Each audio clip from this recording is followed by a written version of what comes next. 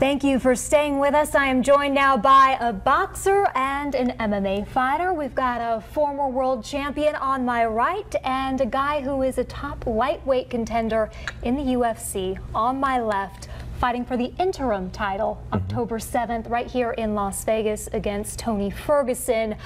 The champion of that division is Conor McGregor, who is taking a bit of a break to pursue boxing, and that is what we are here to talk about, Mayweather versus McGregor. I will ask both of you, how truly competitive can this boxing match be?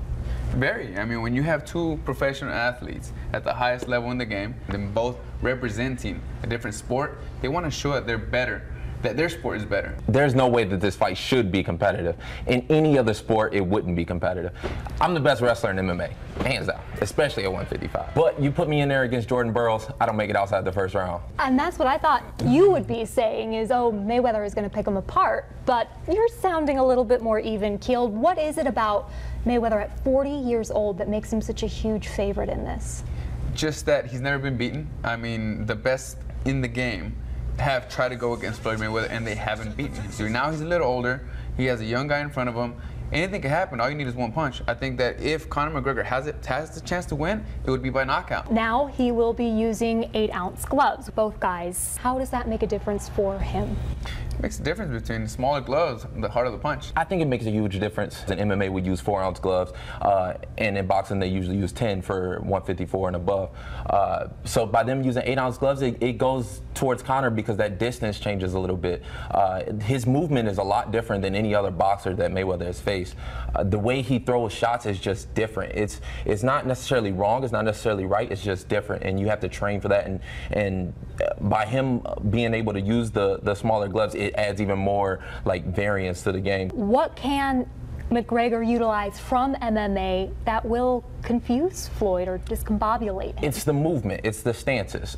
Even in MMA, the distance is just wider because you have to watch out for the takedowns, you have to watch out for the kicks. That's what I was thinking as well. I mean, if he's able to imply that awkward UFC style, you know what I mean, which they know how to maneuver and move your body around and use their body weight in order to use it against you. Us boxers, we don't really know how to do that. I know some boxers in the past have taken grappling classes just for the clinch to figure out how to get in and out of it or how to utilize it to their advantage. Do you see McGregor using that to his advantage because of his size advantage? Yeah, but Floyd's a master at it. Even when you watch him inside the clinch, that's actually one of his best assets. Is, you know, people think that he's running away, but a lot of times he's coming, he's causing that collision, and then he's clinching before the guy can throw a return. So I actually think I've studied a lot of Floyd's clinch game because he is a great wrestler.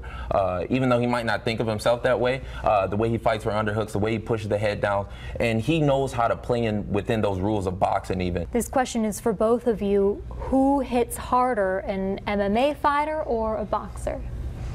I'll take the first answer to that. You know what? I honestly can't say. I honestly can't say.